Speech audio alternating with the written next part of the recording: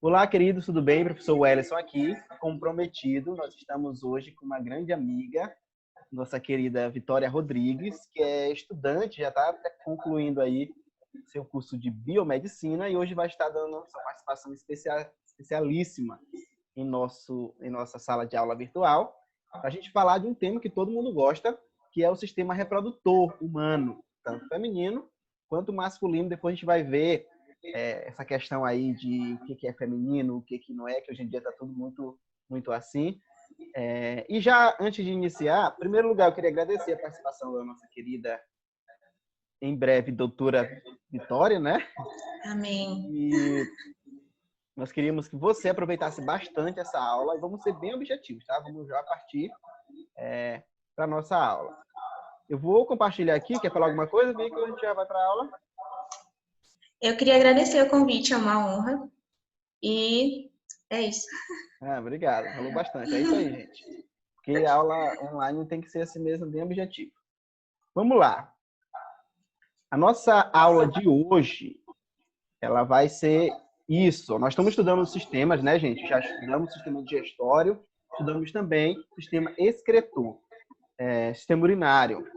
E, como prometido, hoje nós estamos aqui estudando o sistema reprodutor humano, masculino e feminino. Como eu já falei para vocês, esse slide não é meu, tá? Ele é que eu sempre uso nessa disciplina. Tá aqui o nome dos professores, ó, para evitar qualquer tipo de plágio. Eu deixei aqui para que a gente dê os métodos necessários para o pessoal. E quando eu mando para vocês o slide, tem lá no final também as referências para que vocês possam encontrar e entrar em contato com os autores originais do slide. Eu achei ele bem didático. Nós estamos vendo aqui no primeiro slide que tem alguns órgãos reprodutores, né? E o legal desse slide é porque ele, além dele ter essas animações aqui em 3D, ele não mostra apenas o órgão sexual, que confunde muito. As pessoas confundem muito o sistema reprodutor com sexualidade, né?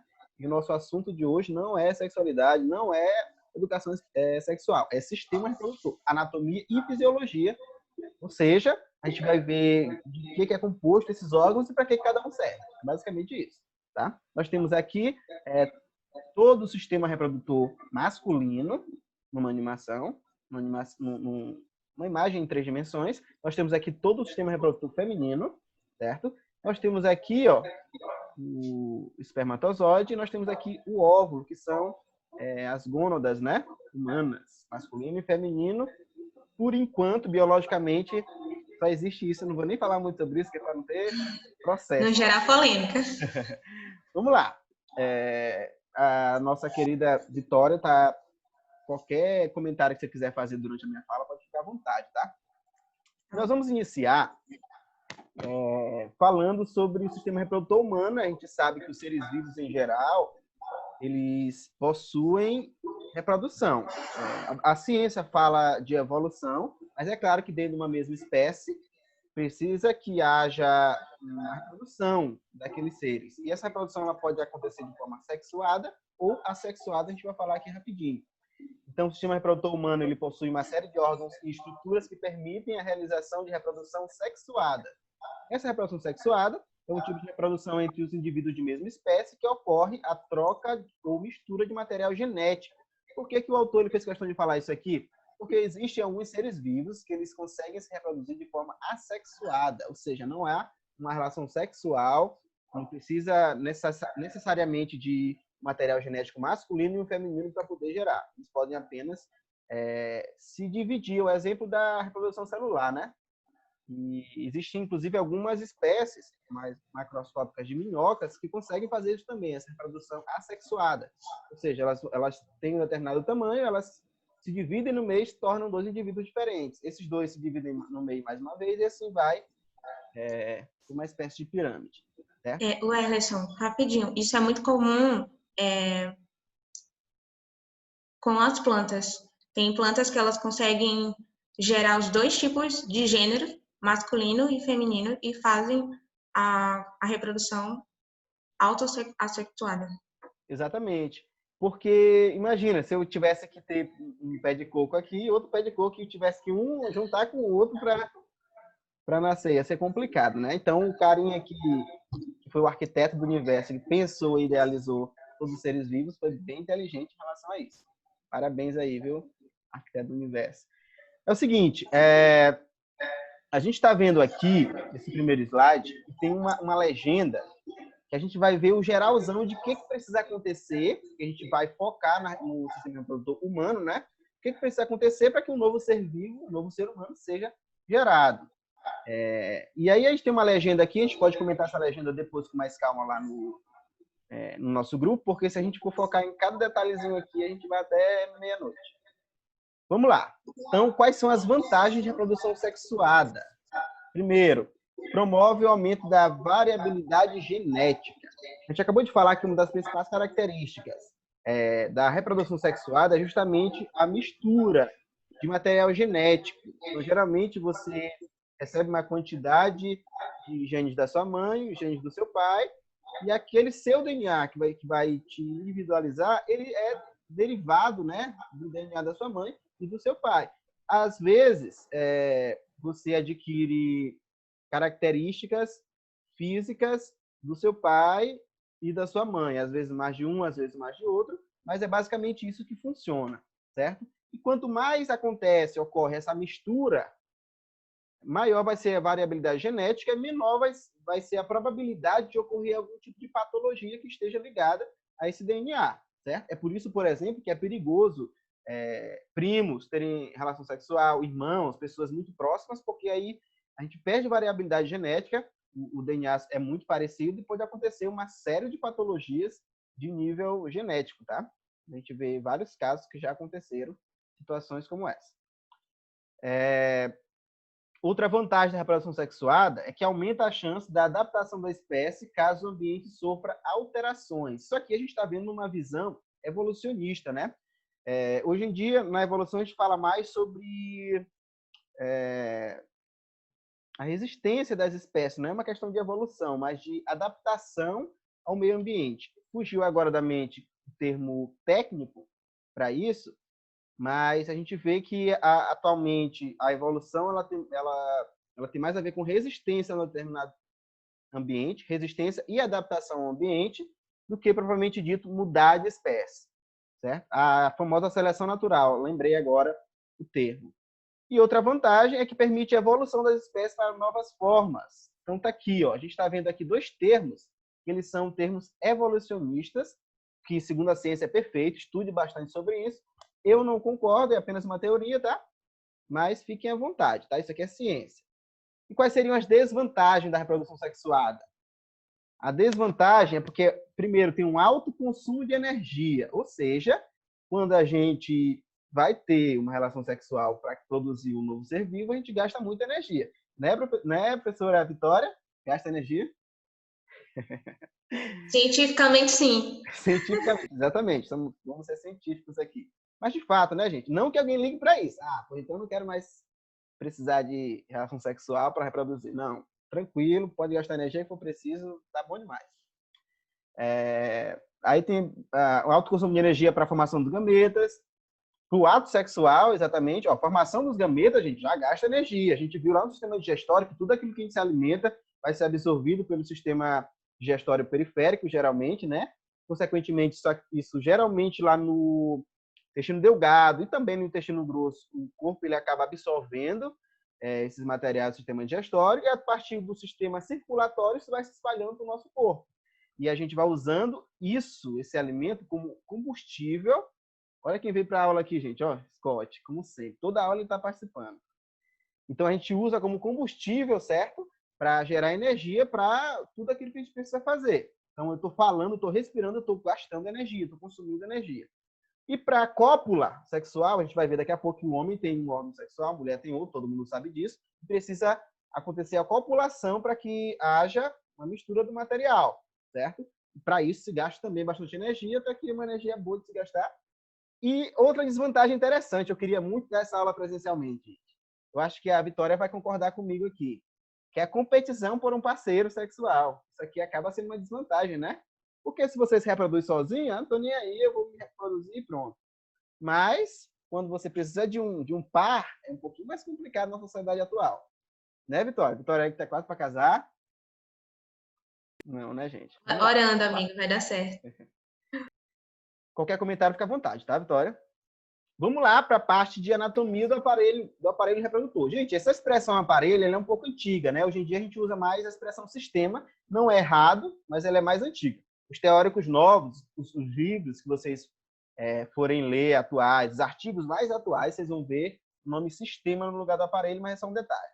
Primeiro, bolsa escrotal, escroto, certo? O escroto, gente, é o famoso saco.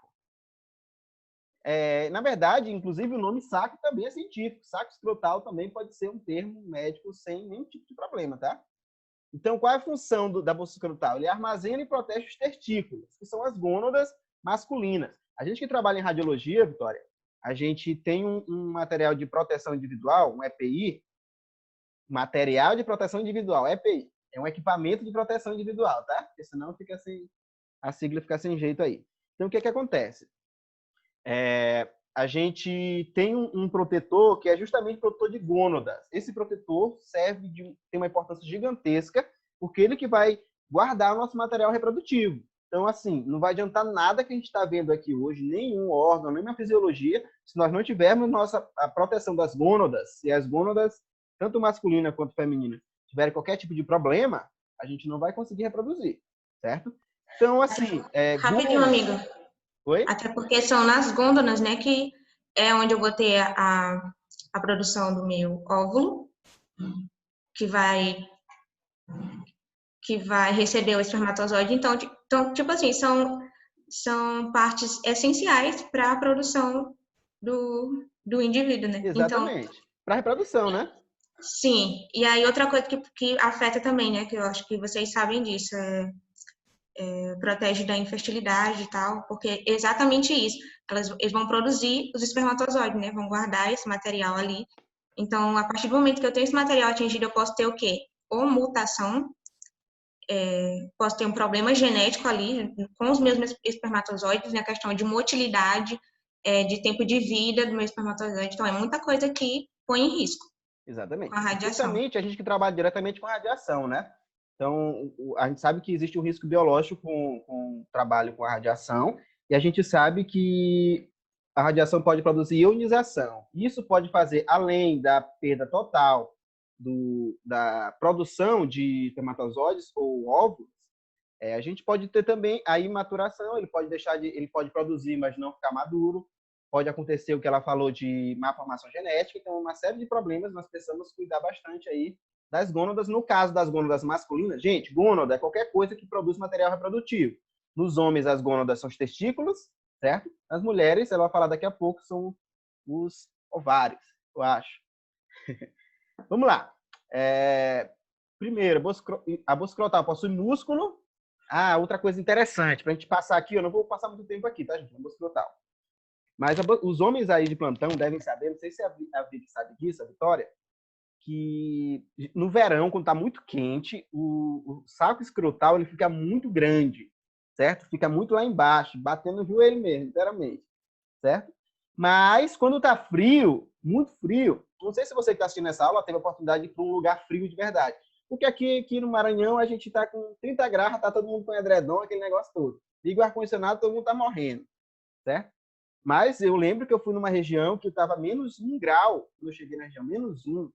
Gente, na hora que eu fui no banheiro fazer o número 1, eu não encontrei quase nada, né? Encontrei com meu Deus, cadeira para estar aqui em algum lugar. Essa aqui eu mijei, não sei por onde. A uretra estava lá, uretra só. O resto não tinha mais. Por quê? Mais do que a compressão térmica, que é um fenômeno físico, o saco escrotal tem uma propriedade muito bacana, que é o seguinte: para que minhas gônadas, que são os testículos, no caso masculino, né? Para que elas entrem em maturação, em estado de maturação, elas precisam estar na temperatura correta. E essa temperatura ela é um pouquinho menor que a temperatura do corpo, uns 2 graus e meio, 2 graus Celsius e meio menor. Ou seja, o saco escrotal ele precisa ficar afastado do corpo, por isso que ele fica externo, é diferente do feminino, tá? O feminino é interno, o homem ele é externo. Por isso que ele fica um pouco afastado, de fato, do restante do corpo, para que ele mantenha o equilíbrio térmico.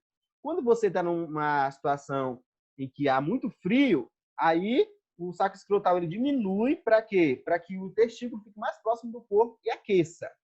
E no verão, como o corpo está muito quente, ele vai se afastar cada vez mais e mais. Então, se você for para o deserto, é capaz de arrastar no chão aí esse negócio, tá? Para quê? Para que a gente consiga manter saudável as nossas gônadas. Então, o cara que pensou, que criou o ser humano é espetacular, esse cara é fera. Então, aquilo que eu falei, o controle da temperatura do testículo. Gente, isso é questão de prova, tá? Lembrando, isso é da bolsa escrotal. Os testículos, é claro, são os ovos, né? Que o pessoal chama. Os ovos, exatamente. Gente, eu queria tanto dar essa aula presencialmente, tanto, mas a gente vai se encontrar aí em breve. Então, os testículos são, de fato, as gônadas masculinas, o órgão responsável por produzir aquilo que eu chamo de material reprodutivo, de fato, os espermatozoides, vamos já falar sobre ele. Tá? Então, ele produz os gametas masculinos, que são os espermatozoides, e produz hormônio sexual masculino chamado de testosterona, certo? Gente, em relação aos hormônios, nós vamos falar direitinho na próxima aula, na próxima semana, que a gente vai falar sobre o sistema endócrino. A Vitória deve ter biomédica, né? Deve, com certeza, também saber bastante sobre isso. E o sistema endócrino ele tem uma relação muito íntima com o sistema reprodutor, certo? Então, aqui, essa produção de testosterona no homem e progesterona na mulher. E aí, as pessoas que fazem cirurgia de mudança de sexo, por exemplo, acabam tendo que também usar como injeção externa, né? Esse tipo de hormônio para que o órgão ele funcione da forma correta. Vamos falar sobre isso, especialmente no sistema endócrino, tá? Isso aqui é uma visão interna dos testículos, gente. Olha como funciona. Lembrando que é o seguinte, existe o testículo e existe o saco escrotal, que é a bolsa escrotal, né? Que é o saco que protege o testículo, que faz o testículo ficar mais próximo ou mais distante do corpo, dependendo da temperatura. Isso aqui é uma visão interna. Existem os túbulos seminíferos. Esse seminífero vem de sêmen, né, gente? Local onde ocorre a espermatogênese. Eu costumo sempre falar para vocês que a morfologia da palavra faz você descobrir o que significa, mesmo se você nunca tiver ouvido falar nessa palavra. Então, espermatogênese, esperma, até aqui, ó, tem a ver com espermatozoide, e gênese é início, né? Então, é aqui, ó, que acontece de fato a produção, aqui, ó, microscópica desse espermatozoide. É claro que a gente, no curso técnico, não vai ter tempo de olhar detalhe por detalhe, célula por célula, como é que isso ocorre, tá? Então, a gente vai deixar para tirar dúvida, qualquer dúvida disso aqui, gente, lá no grupo nós estamos à disposição. Mas aqui nos testículos, ó, ocorre, nesses túbulos seminíferos, a produção de fato do sêmen, do material reprodutor. E a partir, ó, essa parte aqui, ó, que eu estou mostrando aqui com o mouse. Tem até forma de anotar aqui, ó, vou até anotar para ficar mais didático. Nós temos bem aqui, gente, ó, bem aqui, ó. Essa parte aqui é de fato o testículo. Só que aqui em cima tem uma outra região. Vocês conseguem observar que bem aqui, ó, em cima do testículo, de fato, existe uma outra região que a gente chama de epidídimo. Não sei se está no próximo slide aqui. Deixa eu ver se está no próximo slide. Não. Aqui, epidídimo.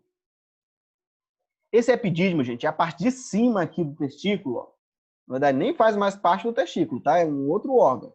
Ele é responsável por ser o local de amadurecimento e armazenamento do espermatozoide. Então é o seguinte, quando você está dormindo, falar dormindo pode ser em qualquer outro horário, mas quando você está dormindo, os teus testículos, os homens, é claro, né? Eles estão produzindo espermatozoides e esses espermatozoides são mandados para o epidídimo para serem armazenados e maturados. Ou seja, quando o espermatozoide ele sai do testículo, ele não está pronto para copular. Copular é mais um pênis. Mas ele não está pronto para reproduzir de fato, para chegar no óvulo e fazer todo aquele processo que nós vamos ver já. Certo? Ele não está pronto, ele não está maduro para isso. Ele vai amadurecer aqui no epidídimo, aqui ele vai receber hormônios, vai produzir uma série de reações na célula, químicas e físicas, para que ele esteja maturado. E a partir daqui ele possa sair para outros lugares, a gente vai já ver para onde é que ele vai. Certo? Então, resumindo aqui, testículo produz espermatozoide e epidídimo matura, armazena e matura. Prepara ele para ele ficar no ponto de chegar junto lá. Certo? E aí nós temos também o canal deferente, que faz o quê? Comunica o epidídimo com a vesícula seminal. Então, nós temos aqui o epidídimo, essa parte aqui de cima, deixa eu anotar, porque porque pode ficar difícil de ver aí, gente. Então, aqui, ó, epidídimo, que eu estou destacando de vermelho, certo? E aí o que acontece? Nós temos bem aqui, ó, esse canal que comunica aqui, ó, até aqui. Essa parte branca aqui, ó, que vai ser a vesícula, que vai ser a vesícula seminal. Deixa eu só destacar aqui de uma outra cor. Bem aqui, ó, esse de roxo, lilás aqui, roxo, vai ser a vesícula seminal. Isso aqui é bem interessante porque é o seguinte, esse canal deferente, ele é parecido, o material que ele é formado, é muito parecido com o tecido fibroso muscular da uretra. A gente viu já no sistema urinário que existe a uretra, e essa uretra tem um tecido que ele é muscular e fibroso. Fibroso porque ele é bem resistente, muscular, além da resistência, ele tem a questão da mobilidade, certo? Então, ele faz uma curva aqui, mas de forma interna, ele é perfeitamente, como é que eu posso dizer, lubrificado para que espermatozoides que foram gerados lá no testículo, foram maturados no epidídimo, passam por todo esse canal deferente até chegar nesse local de armazenamento aqui, que é a vesícula seminal. Aí, beleza. Se a professora Vitória quiser comentar qualquer coisa, fica à vontade, tá? Gente, aqui na vesícula seminal, acontece uma coisa bem interessante. Professor, você falou lá no sistema digestório que a vesícula tinha a ver com o sistema reprodutor. Primeiro, a gente achava que vesícula só tinha a ver com pedra, né? Então, dava cálculo na vesícula, ou pedra, então lá tira, faz aquele negócio. Não. A vesícula, existe a vesícula biliar, que a gente viu lá no sistema digestório. A vesícula biliar, ela é uma bolsa de armazenamento de bile. A bile é um líquido produzido pelo fígado que ajuda também na digestão, certo? Na digestão química.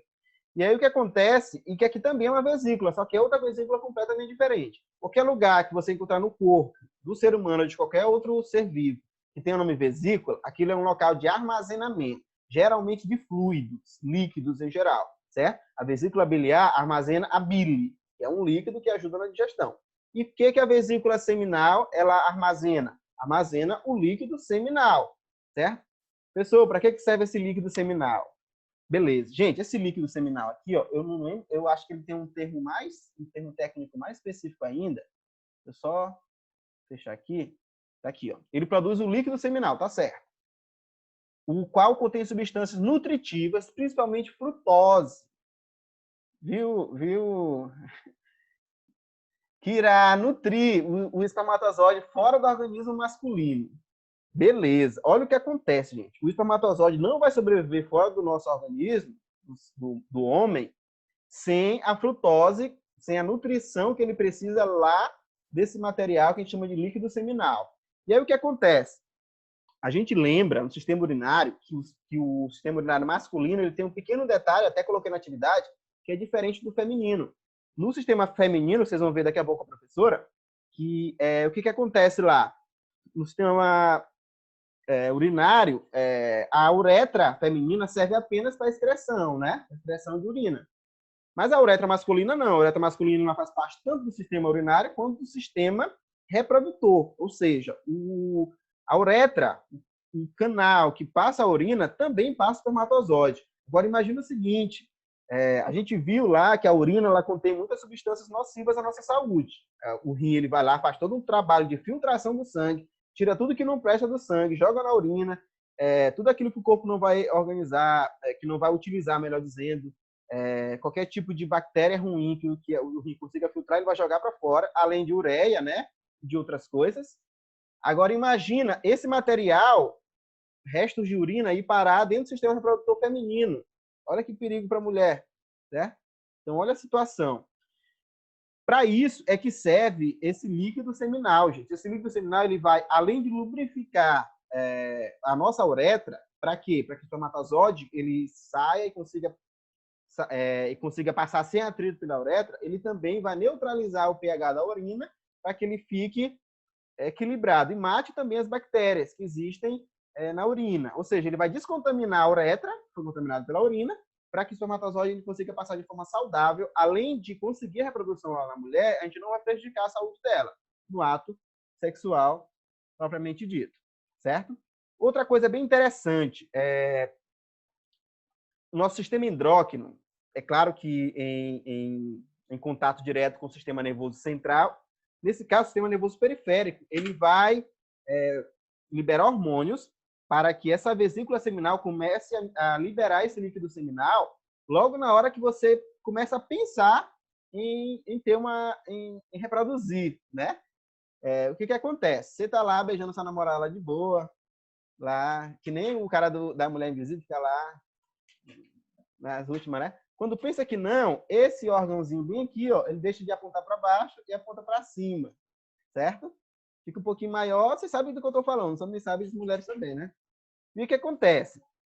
A gente vai falar já sobre pênis especificamente, como é que acontece a ereção e tudo mais, mas é o seguinte, às vezes, mesmo que não haja nenhum contato sexual propriamente dito, o homem ele libera um líquidozinho que alguns menos experientes até confundem com o espermatozoide. Meu Deus, só tô beijando, já aconteceu isso. Não é, gente. Não é espermatozoide. Quando é, você sabe que é. Você sente aquele negócio lá, certo?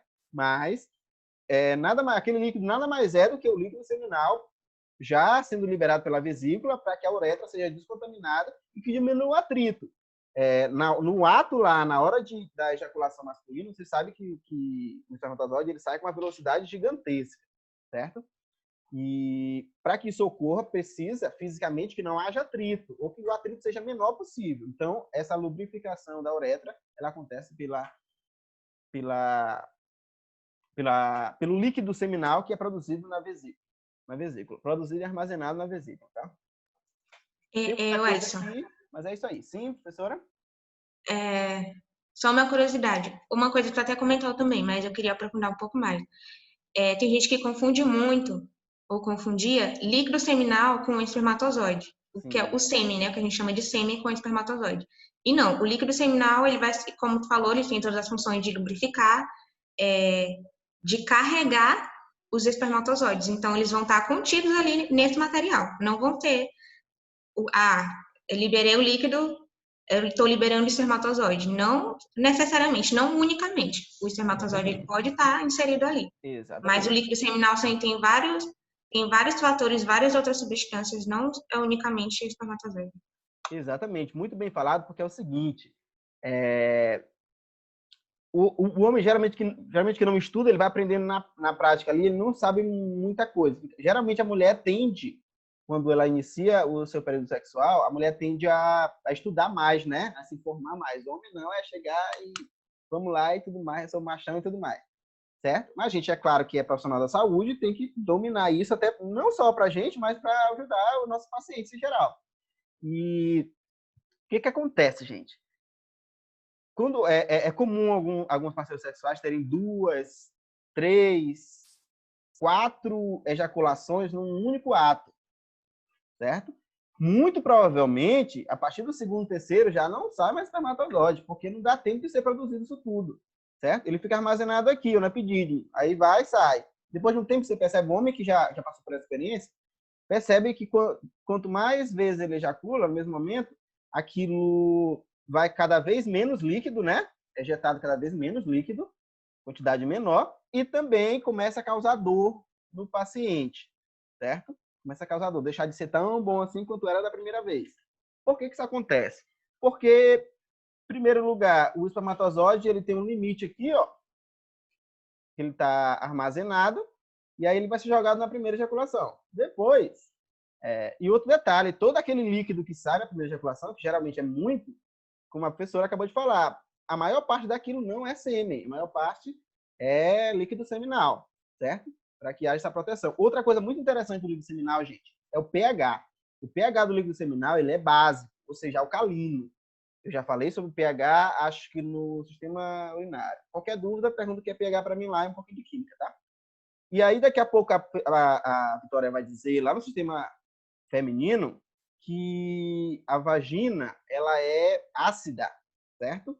Ela é ácida. É por isso que eu preciso que essa vesícula seminal seja básica, seja alcalino, seja o contrário de ácido.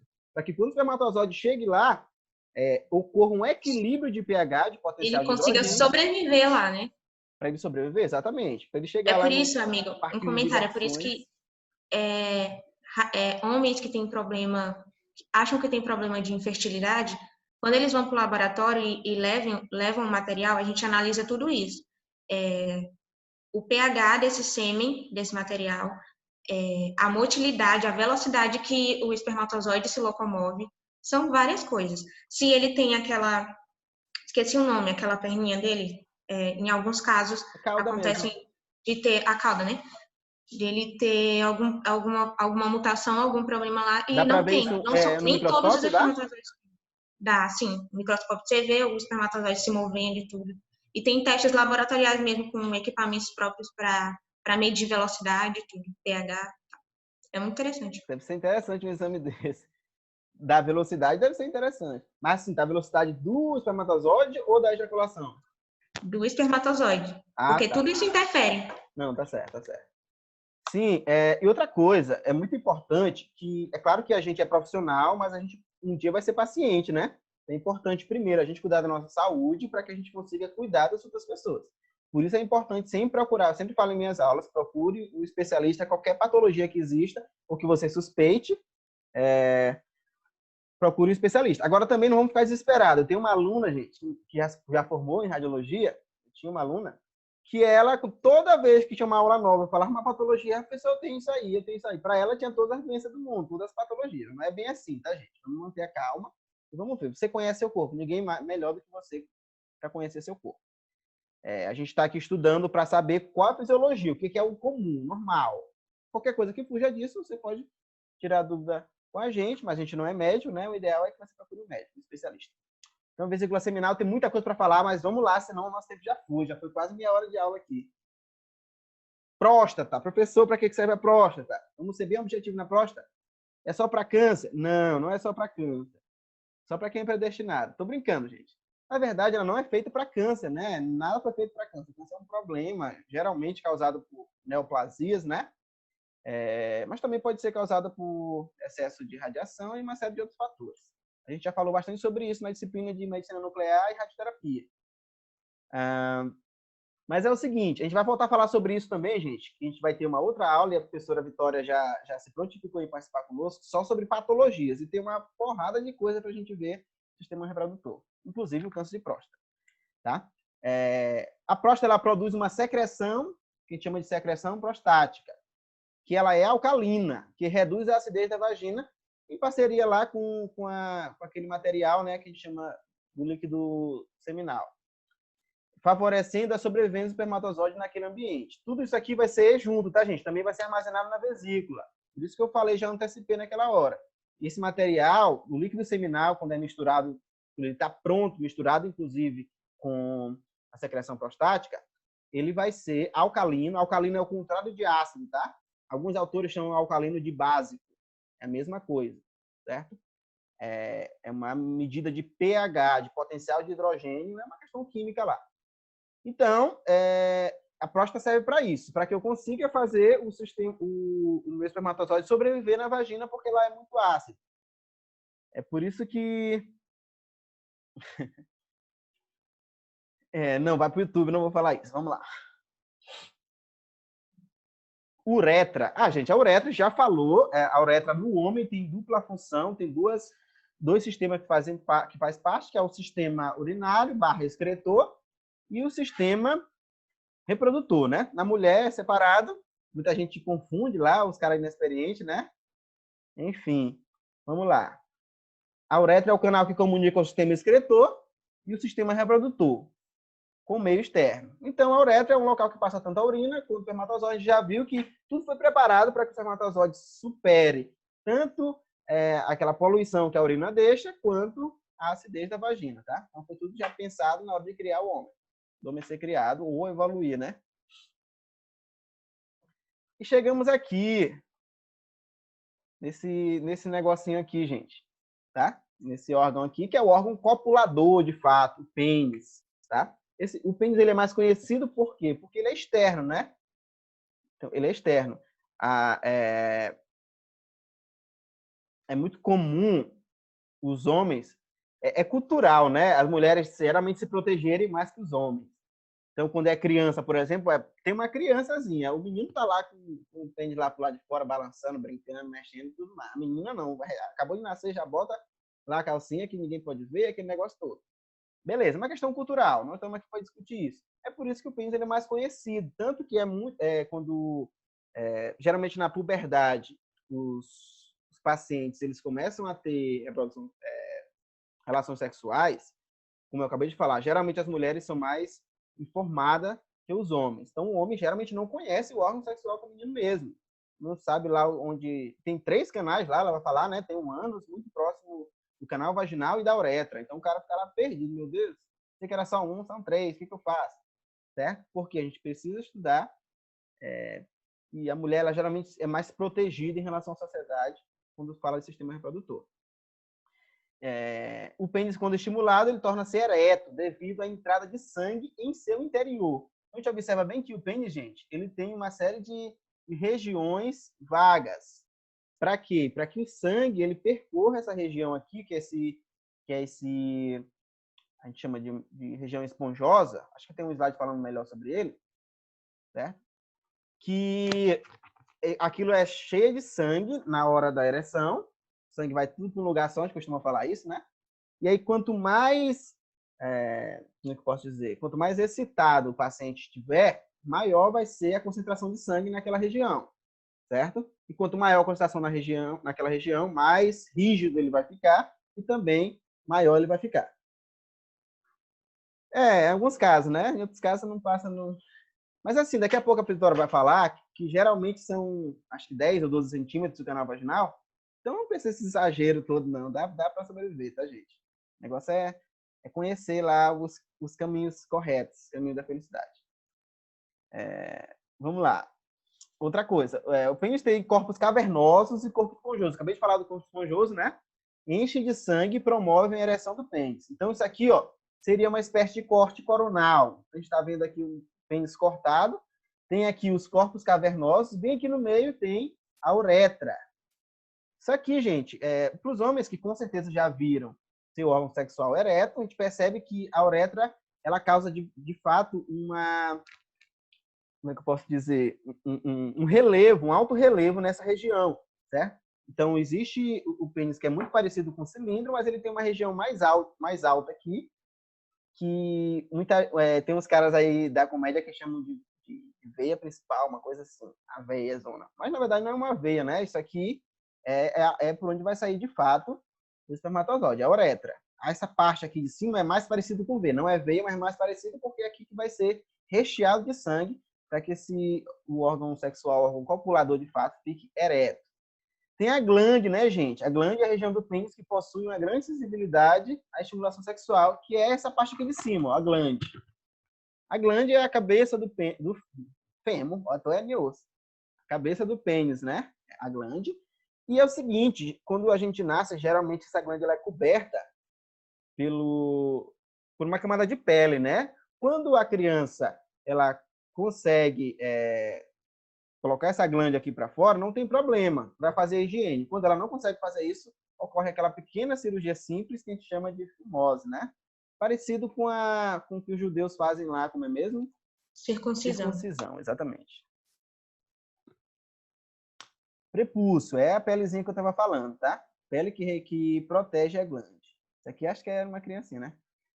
A circuncisão dos judeus, que eu acabei de citar, é a operação que remove parte do prepúcio em torno da glande. Isso aqui é importante, não é só judeu, gente, porque é de obrigatoriedade para o paciente fazer essa cirurgia quando não consegue puxar esse prepúcio para que a glande fique exposta, porque você percebe que embaixo da glande, para aquela parte do corpo esponjoso, há um espaço que pode encher de sujeira. Inclusive, no Brasil, nós temos uma estatística gigantesca de câncer de pênis só por conta da falta de higiene dos caras. Então, os caras não têm coragem de puxar isso aqui e lavar. Um absurdo, certo? Então, isso aí, pelo amor de Deus. Vamos lá. Gente, superficialmente é isso, parte masculina. Eu vou dar a palavra agora para a nossa convidada especial e é claro que eu vou falar bastante ainda, vou interromper bastante ela, para que a gente consiga trabalhar juntos. Professora Vitória, a aula é sua. Wellington, como é que passa o slide? Eu posso passar para ti, eu que passo para ti aqui. Tá.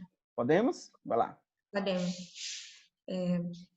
Então, gente, eu vou falar um pouco para vocês sobre o aparelho reprodutor feminino. Eu tô até com vergonha de falar, porque depois de uma aula dessa do Ellison, meu Deus do céu. Mas vamos lá, vou tentar. O que a gente está vendo aqui? A parte externa do aparelho reprodutor feminino. Inclui parte externa e interna. E aí, aqui nós temos, existem outras partes, outras nomenclaturas do sistema reprodutor feminino externo, mas aqui são as mais comuns, as mais importantes, que a gente precisa saber. E aí, tem uma pergunta aqui no slide, que é impossível a gente falar de sistema reprodutor humano sem falar do ato sexual, né? E aí, um dilema de muitos rapazes é que eles não conhecem sequer o próprio sistema reprodutor, quem dirá o sistema reprodutor da parceira, né, no ato sexual. É Só que aí verdade, é verdade. Rapidinho, só para vão lembrar, sou ter... professor, sei onde é que fica, viu? Oi? Eu sei onde é que fica, viu? Sou professor, então, tecnicamente, eu sei onde é que fica. Então, Qualquer coisa, uma dica aqui para os rapazes, pega a aula, imprime, né, e leva lá. Qualquer coisa tem um mapa aí para você se né, localizar. pô, põe uma lanterna lá, peraí, aqui. Beleza, vamos lá.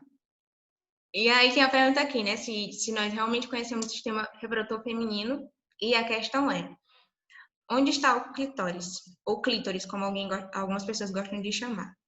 Pode chamar errado, né? É.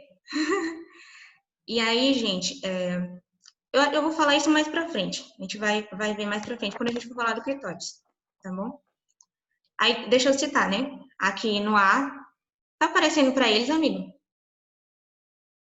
Tá. Tá Na letra lá sim, A, tá aparecendo para eles. Tudo que a gente tá vendo aqui, eles estão vendo também. porque tá de vermelho aqui. Sim. Certo. Aí no A a gente tá vendo aí, né? O clitóris fica na extremidade dessa região do sistema reprodutor feminino externo. Isso. E aí na B a gente tem a abertura da uretra, que é onde vai.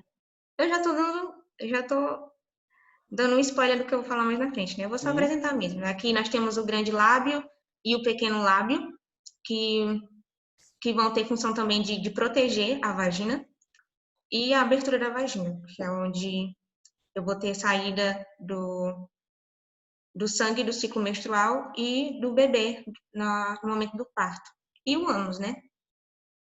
Vale ressaltar que o ânus fica bem aqui, né? Algumas pessoas confundem, querem extrair as fezes por outro lugar. Mas vamos dar prosseguidade. Como é, rapaz? Só um detalhe assim, Vitória. Aquilo que eu falei lá da questão dos 3 buraquinhos, né? Então aqui, ó. Rapidão, não estou trabalhando, é só para a gente debater mesmo. Eu Porque ia o falar homem. mais pra frente, porque tem tópico por tópico. Não, tá bom, tá bom. É porque o homem é muito diferente, né? O homem é o mesmo Sim, buraquinho que sai, espermatozoide, sai a urina. Mas na frente você vai falar. Então, beleza. Pode passar? pode. Aqui a gente vai ver o quê? Os pequenos e os grandes lábios. Eles vão delimitar a entrada da vagina. E como eu falei, em muitos casos, principalmente quando a menina, né, o gênero feminino, nasce. Não sei se vocês percebem, mas até a puberdade, eles sempre nascem mais fechadinho, exatamente para proteção, porque para evitar infecções e, e mais ainda no momento da higiene. Porque, tipo assim, se eu tenho qualquer tipo de órgão meu que eu tenho muito exposto, eu vou ter ele mais suscetível à infecção. E é por isso que mulheres passam por mais infecção urinária do que rapazes. Porque eu tenho só ali a uretra, a urina sai e é geralmente fechada e tal, mas o da mulher é mais exposto, apesar dos pequenos e grandes lábios, ela é mais exposta. Tem a ver também com a questão de ser interno, né? De ter um canal vaginal especificamente, porque o Sim, homem para delimitar o que é interno e externo, né? porque o homem, como é o pênis, é mais difícil, pelo sistema reprodutor, entrar alguma coisa no homem. Muito mais difícil, tá? Na mulher, não. Inclusive, o órgão sexual feminino ele foi feito para isso, para que haja população. E por isso pode, além do pênis, que é para de fato ocorrer, pode ocorrer uma série de, de infecções, como você já falou. Certo. Eu lhe falo, delimita a entrada da vagina, é onde eu vou ter a introdução do pênis. É nessa região, que vai estar no interior desses grandes e pequenos lábios. No interior da... Beleza, está destacado aqui grande e pequeno lábio. Quer passar para o próximo agora? Sim. Abertura. Isso, abertura da vagina. É o que eu falei, né? Os pequenos e os grandes lábios vão dele... Amigo, volta. Isso. Vão delimitar a entrada da vagina. E aí eu abri os pequenos e os grandes lábios, eu tenho que a entrada da vagina, a abertura. Que é onde, o que eu falei, né? Vai ter a saída do feto durante o parto e a saída do sangue durante o ciclo menstrual. O sangue do ciclo menstrual vai sair aqui, no interior dos grandes e pequenos lábios, que é a abertura da vagina. Certo? Pode passar, amigo. Abertura da uretra. Isso. Como o Ellison já destacou, é diferente do sistema reprodutor, né? Na abertura da vagina eu vou ter saída de sangue do ciclo menstrual e feto e bebê, né, durante o parto. E na abertura da uretra, o nome já diz uretra, ureia, urina. Então, vai remeter a isso, a saída da urina, de um elemento excretor, né? Aqui, entrada do sistema excretor. Isso. Eu tenho uma pergunta como homem. Porque assim, tá me ouvindo, professor? Tô. Porque assim, a gente que é homem, a gente tem uma dificuldade na hora de urinar da pontaria, né? Então, esposa, mãe, as mulheres geralmente brigam que acaba de limpar o banheiro, o cara vai urinar e mija o banheiro todo. A mulher, ela urina abaixada. Eu quero saber se existe alguma forma de direcionar isso, ou se é espalhado, não tem como direcionar. Não, vai acontecer a mesma coisa que costuma acontecer com o homem, só que como por questão de estética, o sistema reprodutor feminino, para a gente poder urinar, né, ali no vaso, ser centrado, a gente senta. Então, a urina ela vai se espalhar, assim como a urina, assim como o jato do homem. É progressivo, pô, igual vocês. Vem jorrando tudo, aí vai... Mesma coisa. Só que como já tá lá dentro, né, do vaso sanitário, não corre... Não acontece a mesma ceboseira aqui com vocês. É muito comum para a mulher se enxugar, né? O homem, geralmente, às vezes tem uns caras que nem balança, vai, a calça toda molhada. Então, o homem é mais complicado. Mas acho que a mulher tem que enxugar, tem que fazer toda uma questão de higiene, né? Tu falou assim, às vezes a gente dá uns pulinhos de cócoras para respingar ali e tal. A gente inventa, né, pô? Eu imagino. Porque assim, isso a gente está falando porque o homem, ele conhece muito pouco disso mesmo, muito pouco mesmo. E a gente, como profissional da saúde, eu acho que precisa saber dessas peculiaridades para que a gente consiga auxiliar no diagnóstico. A nossa profissão, nós como radiologistas, a gente está ligado diretamente com o diagnóstico. Eu sou cansado de estar no hospital e o médico me pediu opinião para ajudar no diagnóstico. Então, por isso é muito importante conhecer isso tudo. Para não passar vergonha.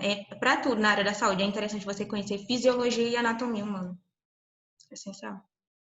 Pode passar aí, amigo. Letra D, clitóris. Caminho da alegria, da felicidade. Ou não, né? Só se achar. Ou não. Caminho do desprezo, do fora.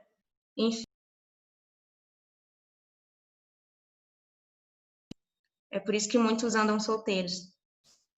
Mas verdade. É assim, a gente aprende. Nós estamos aqui, eu e o Ellison, nós estamos aqui para lhe ensinar o caminho da felicidade. Que não é só o clitóris. Pode ir em frente aí, ensine-os. É o órgão erétil dotado de grande sensibilidade, que é o órgão do prazer, né? Que é onde a partir daí não, esse aí nos grandes lábios e nos pequenos lábios a gente vai ter também terminações nervosas que vão estimular o prazer no ato sexual, mas o clitóris, ele é o que leva para o ápice, entendeu? E aí, por que ele diz que é um órgão erétil? Eu não sei se vocês já observaram, você não precisa ser alguém, como é que eu posso dizer, cara? Experiente. Isso, experiente ou apto ter uma vida sexual ativa. Para entender isso aqui, ó. Mas ainda se você for um profissional da saúde, tem que saber. Porque já pensou quantos profissionais da saúde a gente tem virgem? Aí, cara, fica ruim. Então, vamos aqui. No clitóris, aqui não tem o tópico, mas ele fala que esse órgão erétil, a ciência vai chamar de monte de Vênus. Eu vou ter, parece um monte, uma montanhazinha aqui, e ela vai se estender um pouco, e aí no ápice, no final desse monte, na extremidade, eu vou ter o que a gente chama de clitóris. E ali vai estar muitas eu esqueci quantas terminações nervosas tem no sistema reprodutor feminino, e especialmente no clitóris, mas é sabido que no clitóris é o ápice do prazer. Vale Então, lembrar, é onde acho que mais você deve tem. conhecer que um dos principais e mais famosos professores de biologia do Brasil, que é o Jubilu, acho que tu conhece, Sim. né? Uhum. Então, gente, super indico o canal do Jubilu, tá? Pra gente que vai estudar anatomia e fisiologia, é muito bom, é biologia, mas a gente estuda tudo. E aí acontece o seguinte, ele fala que o clitóris ele é análogo ao pênis, certo? Ele fica ereto mesmo, né? Ele fica parecendo que o Sim. cara tá lá, parecendo um carinha. É por isso que no meu ensino médio eu ouvi isso de uma professora de biologia, que as mulheres também têm pênis. Sim, Exatamente por exatamente. isso, porque na hora do ato sexual fica ereto e volumoso. Fica Um duro monte de mesmo, Vênus aqui. verdade. E outra coisa, no pênis também, a glande, ele é parecido com o clitóris em relação a terminações nervosas. É muito parecido mesmo, por isso são análogos. Porque na glande, naquela parte de cima mesmo do pênis, é a parte mais sensível do homem nessa questão da libido, Estímulo, né? prazer sexual. Certo. Vamos lá. Rapaz, Agora sim, o interno. Vai lá, te vira. gente, esse interno é o terror da minha vida. Porque é muita coisa, é muito detalhe. E eu vi muita patologia aqui. Então, na hora que eu olhei isso aqui, meu Deus, tudo de novo. Mas vamos lá, a gente tem aqui miométrio e endométrio. São regiões mucosas do interior, do interior do sistema reprodutor feminino interno. Miométrio e endométrio. E é um lugar onde acontecem muitas patologias também nas mulheres. Endometriose e tal. E Endometriose, muitas principalmente, dessas, né? principalmente, e muitas dessas patologias, a maioria, pelo que eu já vi, né? A maioria delas, ela é estimulada por disfunção hormonal. Então, atrapalha o ciclo menstrual da mulher, a fertilidade dela, muita coisa. Bagunça a gente todinho. E E aí, aí, fala. em relação ao que você falou, aos problemas de hormônio, pode ser problema fisiológico no sistema reprodutor, mas pode ser também que esteja perfeitamente bem a anatomia e fisiologia do sistema reprodutor, mas o problema seja lá no sistema endócrino, com questão de hormônios, ou no sistema nervoso periférico, certo? Sim. Então, assim, a mulher, de fato, precisa, independentemente de patologia ou não, precisa consultar regularmente o especialista do sistema reprodutor feminino. Sim, o ginecologista. O ginecologista. E principalmente mulheres que já tiveram o primeiro ato sexual, tem o período aí Vida de sexual ativa, né? Isso. Não, Gente, teve a primeira relação sexual, é importante você ter visitas regulares no ginecologista, de 1 a 3 anos, 5 em 5 anos, dependendo do que ela vai apresentar, né? De patológico. continua aí, gatinho. E aí, vamos lá, aqui a gente tem ovário, que é onde eu vou ter a produção dos óvulos e folículos, a tuba uterina, o útero, onde vai ser armazenado o embrião do feto, o colo do útero. Gente, eu acompanhei alguns exames de preventivo. Ao mesmo tempo que é assustador, porque ele introduz o aparelho que me falha a memória aqui, eu esqueci o nome, e ele dilata completamente o canal da vagina. E o colo uterino fica muito bem exposto, rosinha, clarinho, é muito bonito. Assim, para eu que sou da área, é muito bonito. A gente tem no laboratório lá da escola técnica, a gente tem esse aparelho, tá? A gente faz com que Rapaz, vocês são chiques, eu vou fazer um curso aí. os nossos alunos aqui de radiologia não usam, é porque a gente não tem contato com isso. Mas como eu estou na escola há 10 anos, eu conheço o laboratório e a gente tem esse momento na escola. Massa, velho. Eu espero que ninguém tenha usado ele, né, lá na enfermagem. E aqui a gente tem o ímã, que atualmente está escasso, né? Tá Na valendo nossa. ouro, né? Quem quiser um pedacinho pode vender, que tá caro pra caramba. Rapaz, tá valendo um dote. E o aluno que não entendeu essa indireta, pelo amor de Deus, nós estamos no final do curso. Se não entendeu isso, gente, vamos estudar. Mas eu vou fazer a média com vocês, eu vou explicar por Ajuda, quê. ajuda. Vai, pode passar aí, amigo. IME foi o primeiro, né? É uma película, é, se trata de uma membrana mucosa, uma película que vai delimitar a entrada da vagina. Ela vai dar assim, um ponto de partida. A vagina começa aqui. Eu vou ter lá essa película. Como eu falei, ela vai proteger, ela vai servir para proteger, né, contra a infecção na infância. Até porque criança, por que ele fala que protege contra a infecção na infância? Porque criança, gente, não tem muita informação sobre higiene pessoal, higiene íntima, então fica exposta o tempo todo, brinca sem calcinha, sem cueca, como o Ellison falou, né? O aparelho reprodutor masculino é o mais conhecido por conta disso, então fica muito exposto. E aí o IME ele vai funcionar para isso, para proteger contra algumas infecções. E, Vitória, Oi. só para ressaltar o que tu falou, é muito comum quando é criança, inclusive Freud fala sobre isso e outros teóricos que não gostam de psicanálise, todos os teóricos que estudam a infância, da pedagogia, psicologia em geral, eles falam, e a gente percebe no dia a dia, que a criança ela começa a conhecer o corpo desde a infância. É claro que essa questão de reprodução é mais na puberdade, mas ela começa a conhecer o corpo em si, os órgãos. E aí é comum demais você tá no hospital lá na emergência, na sala de raio-x, e chega um menino que engoliu uma agulha, o menino pegou um caroço de feijão e botou no ouvido, o outro botou pelo nariz, certo? Agora imagina se não existisse essa proteção nas crianças. Que tanto de coisa que as meninas iam colocar aí, porque para elas é só mais um orifício. Não tem noção. Não tem educação, né, sexual, não entende. Cara, o cara que criou esse corpo humano, ele pensou em tudo. E aí eu vou explicar a piada que eu fiz. Geralmente, o ímã ele vai ser rompido no primeiro ato sexual. Se vocês lerem mesmo só apenas notícias, eles vão falar o quê? Que nem sempre no primeiro ato sexual o ímã vai ser rompido.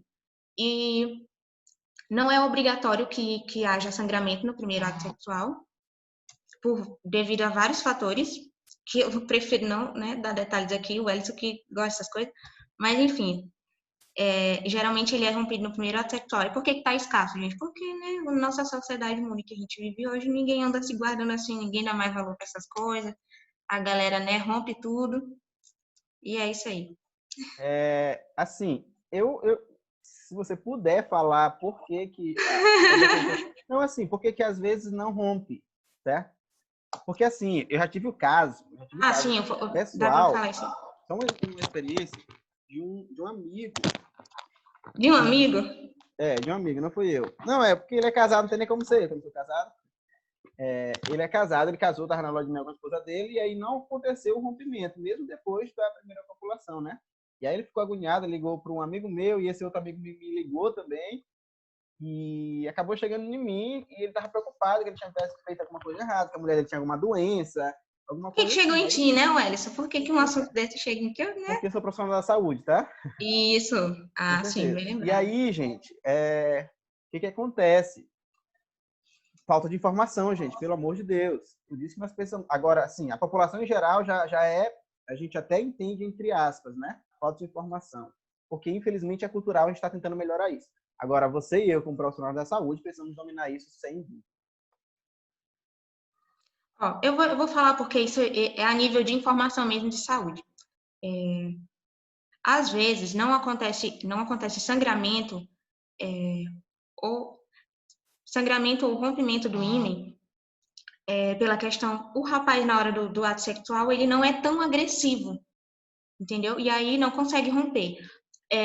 Essa película, gente, ela varia, o tamanho dela não é padrão. A elasticidade dessa película também não é padrão. Algumas mulheres possuem essa película mais sensível, algumas são mais fechadas e outras são normais, no diâmetro normal. Então, isso aí vai variar, a questão da elasticidade. Às vezes ela é muito fina, como é que eu posso dizer? Ela é mais firme, é uma elasticidade mais firme. Então, por isso, às vezes, não ocorre o rompimento no primeiro ato sexual. Eu li sobre casos que na terceira, quarta relação sexual há o rompimento do ímã. Então, é devido a isso, a elasticidade. Outro E o detalhe, tamanho. Vitória, a gente costuma falar sempre, especialmente na saúde, que a gente tem padrões no corpo humano, mas que cada paciente é um paciente, né? Cada caso é um caso. E existe a questão que você falou da fisicosensibilidade, é mais ou menos isso. Em alguns casos acontece com muita facilidade, com outros com menos facilidade. Aí o que acontece? Existem alguns pacientes que no primeiro ato sexual eles acabam sentindo muita dor, elas, né, acabam sentindo muita dor. E tem outros pacientes que não sentem dor nenhuma, certo? Inclusive, tem uma série de coisas que o pessoal, não sentiu dor porque já tinha feito outra vez, tudo mais. Ou não sangrou, tem paciente que não sai sangue, né? Por ser muito fina a camada, ela acabou de falar que isso varia muito. Então, assim, gente, nós como profissionais de saúde precisamos saber que tudo isso pode acontecer para que a gente consiga conversar com o paciente, com quem está acompanhando o paciente, qualquer um desses casos que aconteçam, certo? E outra coisa, pode ocorrer a quebra do ímen sem ato sexual? Pode, com algum acidente, certo? Então, a menina, sei lá, já aconteceu casos com acidente com bicicleta, com queda, com algo desse tipo. Sim, Por às outro vezes lado, a elasticidade é muito sensível. No Exatamente. caso, Por são outro em casos lado, assim. a gente vive num mundo tão complicado que, geralmente, quando ocorre a quebra do ímã antes da hora, a primeira suspeita é de pedofilia ou de algo desse tipo, né? Então, é por isso que você precisa conhecer bastante, porque dependendo da perícia que é feita naquele material, você consegue saber o que de fato aconteceu para que houvesse a quebra desse ímã. Se foi um ato sexual ou não. Dá para saber se você conhecer de fato como é que funciona o órgão. Sim. A gente vê muito na microscopia, porque eu vou coletar o material ali e vou levar para o microscópio. E aí eu vou ver se ali tem célula epitelial. Eu esqueci de que determinada camada do epitélio humano, se é de uma parte, se é externo, se é da parte íntima, se é da parte interna, entendeu? Então a gente consegue identificar por isso. E outras que tem testes de coloração, enfim, tem muita coisa que dá para pesquisar. Tomara que vocês Pode não queiram passar. trocar de professor depois dessa, me trocar pela Vitória, viu? Oh, meu Deus. Vamos Sou nem lá. doida. Vagina, e a gente vai parar na vagina, a gente vai gravar uma outra aula depois para concluir, tá? Porque a gente já está com 1 hora de aula, é um assunto muito bom de conversar, mas a gente vai parar aqui na vagina. Bom lugar para parar, né? Vamos lá, Eita, continua. parece que não é gente não, cara. Gente, eu tô com vontade de falar amém toda hora. Amém, gente. Amém, aqui estamos na igreja. Abençoa, Senhor. Ô, Glória, vamos lá. Oh, Jesus, Deus é bom, cara. Gente, a nível de informação, a gente não pode demonizar tanto a relação sexual, porque foi uma coisa que Deus criou, entendeu? Exatamente, Só pelo que as pessoas, contrário, né? né? Uma coisa que Pelo Deus contrário. criou, cara. Esse homem, ele pensou em tudo. Deus é muito bom. Só que aí bagunça quando a pessoa quer usar na hora errada, do jeito errado, com pessoas erradas, né? Em idade errada, enfim. Mas vamos lá, amém. Vamos lá. Vagina. Chora não, Gente, vamos lá. o que a vagina vai fazer? Qual a função da vagina? O que ela vai fazer? Ela vai comunicar. Quando vocês verem esse termo aqui, comunica, imaginem algo que serve como ponte. Vai interligar uma determinada parte com outra. Vai haver comunicação. Vai comunicar com o quê? Com o útero, que é onde eu vou estar delimitando o meio externo. Olha que irônico. Para mim, aqui vagina já é interior, né? Mas é o meio externo com o meio interno do útero. Eu vou comunicar isso, que é o que a gente tem bem aqui, ó. O meio externo do útero a gente chama de colo. Isso, essa região bem aí. E aí a vagina vai comunicar, vai fazer essa interligação. E aí ela vai servir também para quê? Para comportar o órgão genital masculino. E aí, como o Ellison falou, né, possui em média 10 centímetros de comprimento. Em média, gente, isso aí vai variar também. Tem mulheres que têm o comprimento pélvico aqui, externo da vagina, mais extenso ou menor. Mas a média são 10 centímetros. Geralmente não passa de 12 ou 13 centímetros, né? Sim, isso, não passa de 12 E a o que 13. isso quer E é dizer? uma coisa que vai... E é uma coisa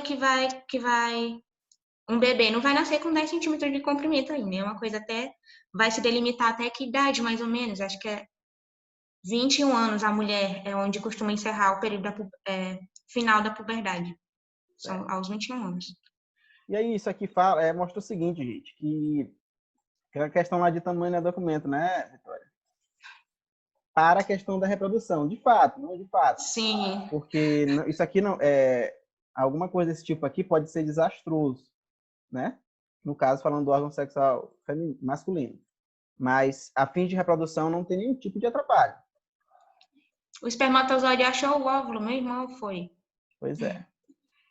E aí, outra coisa. Não que as pessoas se importem tanto mais com isso, né? Não que seja prioridade, mas nós estamos falando de sistema reprodutor, né? Vale ressaltar que a gente está falando disso, então.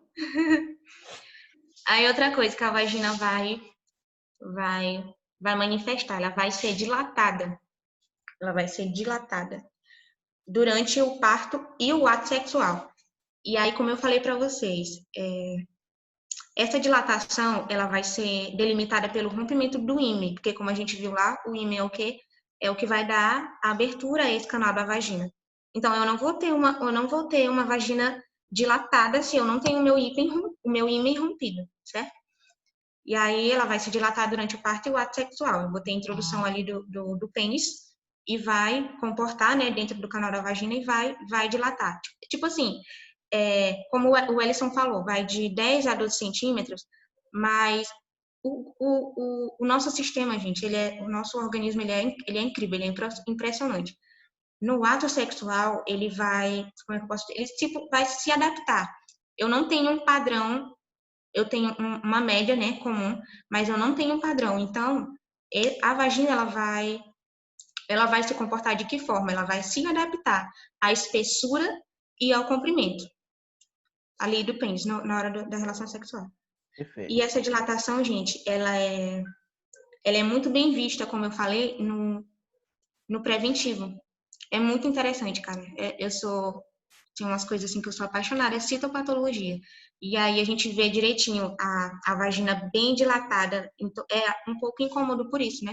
Porque deixa ela bem exposta, dilatada com a gente vê direitinho os grandes, os pequenos lábios, o canal da vagina inteiro, o interior, né, a mucosa aqui da parede do canal da vagina e o colo do útero lá, rosinha, bonitinho, com um furinho. Tu tá me expulsando daqui? Porque é o seguinte, gente, eu tô gravando aqui, mas vou viajar daqui a 30 minutos, vou ter que ir para a rodoviária. Mas é o seguinte, o assunto é muito Não, bom. deixa só Termina, eu terminar. conclui o raciocínio, conclui. E aí, é porque a gente já vai entrar em outra parte mesmo, entendi. E aí eu vou ter ali ele vai mostrar direitinho. Eu acho que na próxima aula eu vou trazer uma imagem, alguma coisa aqui para eles verem. É muito legal. Vou ter o colo do útero e um orifíciozinho que vai comunicar o órgão externo com o interno do útero. E assim, gente, eu faço questão que a gente tenha uma próxima aula de mais ou menos 1 hora também, só para falar do útero e ovários, porque isso é maravilhoso, é onde acontece a mágica, certo? E aí o que a gente vai perceber? Que na próxima aula a gente vai ter, graças a Deus, a nossa amiga Vitória de novo, que foi excelente, estou até com medo de perder meu emprego. Além disso, a gente vai também focar numa parte muito bacana que são as patologias. Então, a gente vai terminar de ver como é que acontece a vida, de fato, aí, o milagre da vida, como é que acontece, como é que inicia, né? Se de fato, vamos falar sobre aborto também, vamos fazer uma aula maravilhosa, vamos falar o que é vida, o que não é, o que é feto, o que é zigoto, quando que pode acontecer o aborto não, quando é que pode ser feita a retirada de um material que não é feto, que não tem vida própria ainda. Então, a gente vai falar sobre tudo isso. Vamos falar sobre patologias masculinas e femininas. A gente tem uma próxima aula muito boa que eu acho que na semana que vem deve sair. A gente vai falar de patologia no ovário, né? Ovários multifoliculares, Sim, tem um monte de patologia. A gente vai precisar de uma meninas aula só para isso. Isso é top. Gente, então, para encerrar, eu quero agradecer muito a professora Vitória, certo? Esteve agradecer nada, amigo. Tu vai me pagar. Eu quero meu dinheiro na conta daqui a pouco. Tá certo. Tá na correria, mas muito obrigado, foi muito bom e a gente espera que tenha bastante vezes essa sua participação. E um grande abraço. E grande abraço para vocês, alunos, também, tá? Qualquer dúvida, Obrigada. tem no WhatsApp. Não passa o número Gente, dela, foi mas muito a gente legal. passa para ela, tá? Vocês não estavam aqui, né? Não estou vendo nenhum de vocês, mas foi muito legal. Muito Foi obrigada. muito boa a interação de vocês aqui, Vocês são participando. top, gente. Vocês são Tchau, muito tchau, gente. participativos. Obrigado, Ó, tem um professora. meninozinho ali no fundo. Tchau. Tchau. Tchau.